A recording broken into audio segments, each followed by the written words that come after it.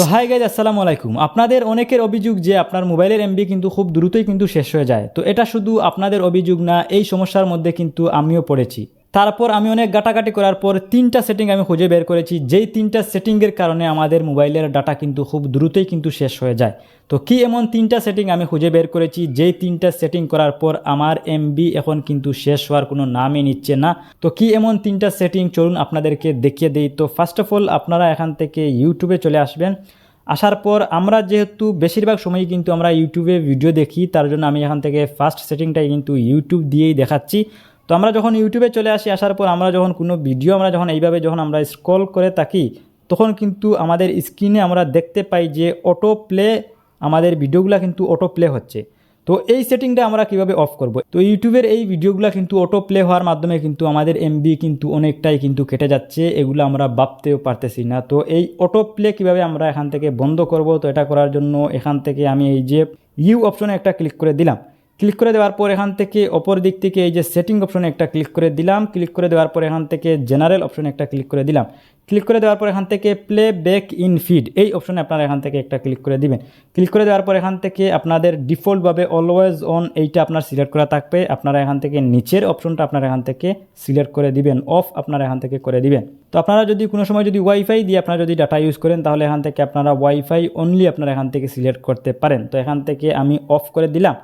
Of করে দেওয়ার পর আমি এখান থেকে ব্যাকে চলে আসি। তো এখন গেল আমাদের ফার্স্ট সেটিং। এখন আমরা সেকেন্ড সেটিং আমরা কিভাবে করব?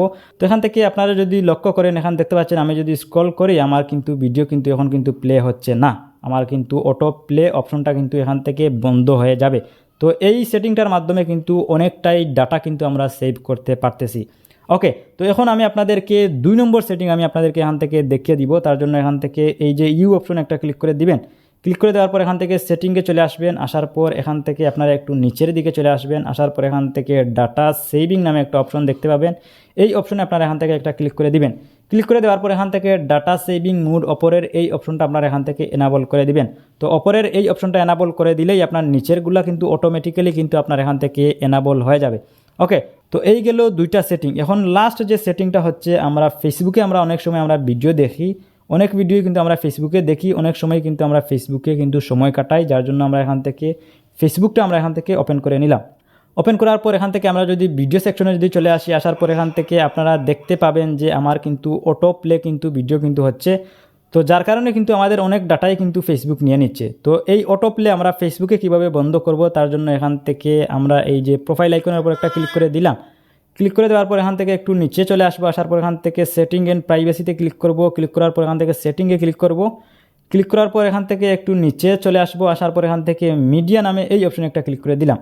ক্লিক করে দেওয়ার পর এখান থেকে আপনারা দেখতে পাবেন যে অটো প্লে, এখান থেকে আমার অটো প্লে এই যে এখান থেকে আমি চাইলে ওয়াইফাই অনলি এখান থেকে রাখতে পারি, অথবা আমি চাইলে নেভার অটো প্লে ভিডিও, এই অপশনে আমি এখান থেকে ক্লিক করে দিলাম।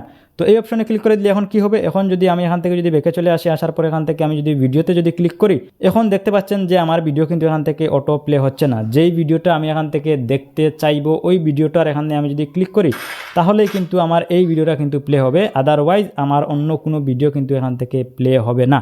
সো গাইজ, এই ছিল মূলত আজকের ভিডিও। এইভাবেই আপনারা এই 3টা সেটিংয়ের মাধ্যমে কিন্তু আপনি চাইলে আপনার ডাটা কিন্তু অনেক গুণ আপনি এখান থেকে সেভ করতে পারেন।